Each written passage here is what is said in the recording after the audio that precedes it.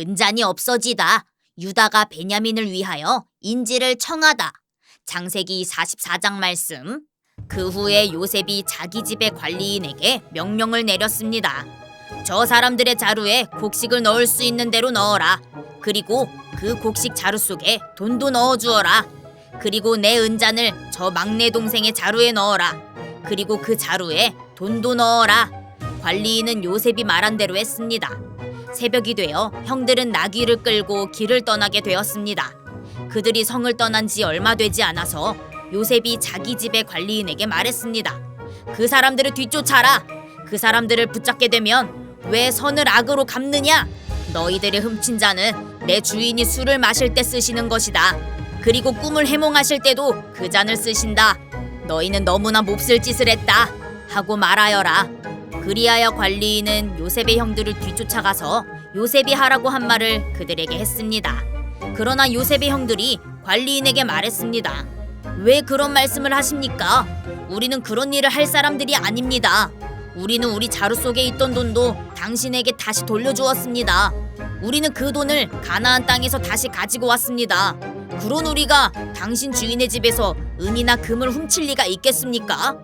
만약 그 은잔이 우리들 중에 누군가의 자루에서 나온다면 그 사람을 죽여도 좋습니다. 그리고 우리는 당신의 노예가 되겠습니다. 관리인이 말했습니다. 당신들 말대로 하겠소. 하지만 은잔을 훔친 사람만 내 종으로 삼을 것이오. 다른 사람들은 그냥 가도 좋소. 그리하여 모든 형제들이 서둘러 자루를 내려서 풀었습니다. 관리인이 맏형에서 막내 동생에 이르기까지 한 사람씩 자루를 살펴보았습니다. 관리인은 베냐민의 자루 속에서 은잔을 찾아냈습니다. 형들은 너무나 슬퍼서 자기 옷을 찢었습니다. 그들은 자루를 나귀에 다시 실은 뒤에 성으로 돌아갔습니다.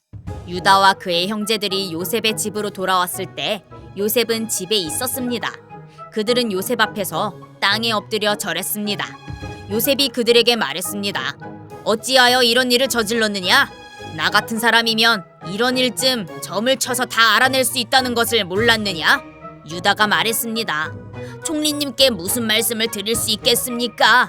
그리고 우리에게 죄가 없다는 것을 어떻게 보여드릴 수 있겠습니까? 하나님께서 우리의 죄를 드러내셨습니다. 그러니 이 잔을 훔친 베냐민뿐만 아니라 우리 모두가 총리님의 종이 되겠습니다. 그러나 요셉이 말했습니다. 그런 일은 내게 있을 수 없다. 오직 은잔이 그 짐 속에서 발견된 사람만이 내 노예가 될 것이다. 나머지 사람들은 자유롭게 너희 아버지에게로 돌아가도 좋다. 그러자 유다가 요셉에게 나아가서 말했습니다. 총리님께 한 말씀 드릴 테니 허락해 주십시오. 제발 저에게 노여워하지 마십시오. 총리님은 파라오만큼이나 높으신 분입니다. 전에 저희가 여기에 왔을 때 총리님은 너희에게 아버지나 다른 형제가 있느냐? 하고 물어보셨습니다. 그때 저희에게는 늙으신 아버지가 계십니다. 그리고 동생도 있습니다. 저희 동생은 아버지가 늙으셨을 때 낳은 아들인데 저희 막내 동생의 형은 죽었습니다. 그래서 그 막내 동생은 그 어머니의 마지막 남은 아들이 되었습니다.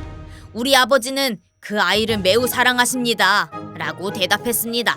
그러자 총리님은 저희에게 그 동생을 나에게 데려오너라. 그 사람을 보고 싶다.